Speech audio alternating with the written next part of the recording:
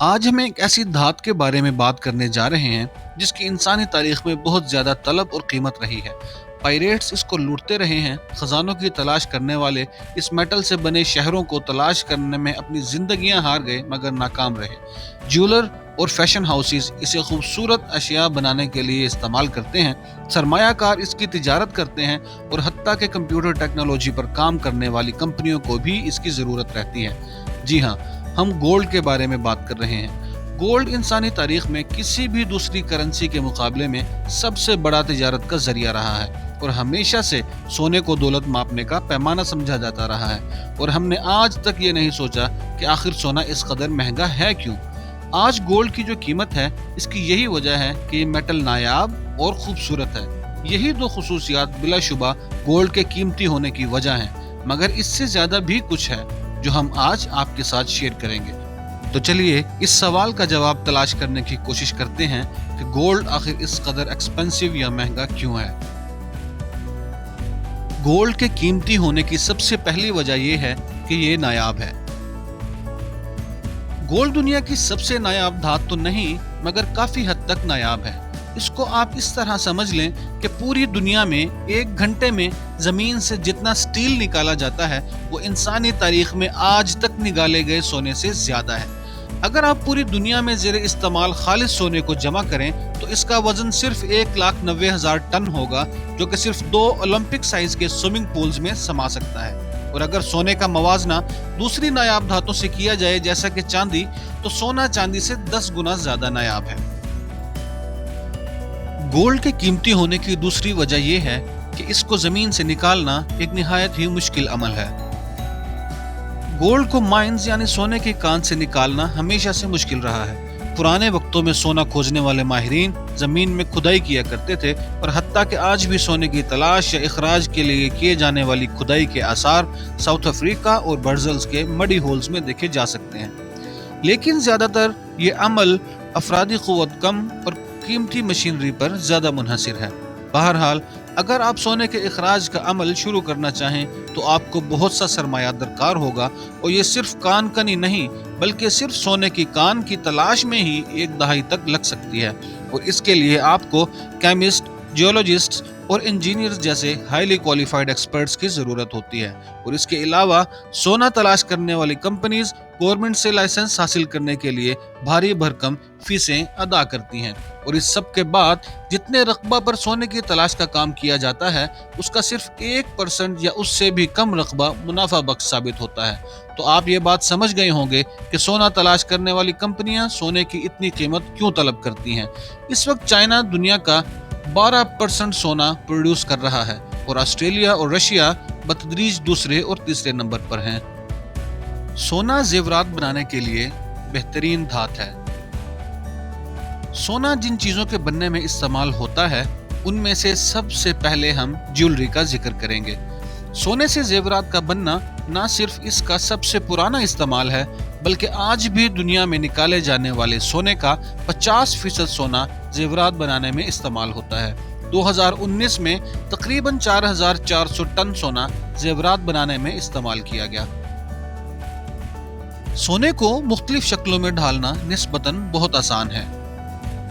سونا ایک ایسی دھات ہے کہ جسے باقی دھاتوں کے مقابلے میں سب سے زیادہ آسانی سے مختلف اشکال میں ڈھالا جا سکتا ہے۔ حتیٰ کہ اگر آپ 1 اونس سونا لیں تو آپ ہتھوڑے کی مدد سے 300 اسکوائر فٹ کی شیٹ بنا سکتے ہیں، جس سے یہ ظاہر ہوتا ہے کہ بہت کم مقدار میں سونا ہونے کے باوجود آپ اس سے چمکدار اور گولڈن چیزیں بنا سکتے ہیں۔ سونا اپنی چمک برقرار رکھتا ہے۔ چاندی کے برعکس اس کا رنگ اور چمک بہت زیادہ خراب نہیں ہوتی، اور آپ کو بار بار اسے پالش کرنے کی ضرورت نہیں ہوتی۔ دوسری طرف سونا بالکل بھی ری ایکٹیو میٹل نہیں ہے، حتیٰ کہ آپ چاہیں تو اسے کھا بھی سکتے ہیں اور اس کا کوئی نقصان بھی نہیں، اور اس کا کوئی ذائقہ بھی نہیں ہوتا۔ دنیا میں بہت سے ریسٹورنٹس میں کھانے کی چیزوں کو زیادہ پرکشش بنانے اور خوبصورت دکھانے کے لیے چاندی کی طرح سونے کے ورق بھی استعمال کیے جاتے ہیں۔ سونے کے قیمتی ہونے کی ایک وجہ اس کا انوکھا رنگ بھی ہے۔ تو سونا خوبصورت ہے، چمکدار ہے اور سب سے زیادہ مختلف بھی ہے۔ بہت سی چیزیں ہیں جن کا رنگ تقریباً چاندی جیسا ہے، جیسے کہ پلاٹینیم اور پلیڈیم، لیکن گولڈ واحد دھات ہے جو گولڈن ہے۔ सदियों तक इसको करेंसी के सिक्कों के तौर पर इस्तेमाल किया गया। दुनिया की तारीख के सबसे पुराने सिक्के मगरबी तुर्की में 540 कबल मसीह में इस्तेमाल होते रहे। माजी में सोने की करेंसी सिक्कों के तौर पर इस्तेमाल होने की बहुत माकूल वजह है, और वो ये है कि ये धात नायाब है मगर इंतहाई नायाब नहीं।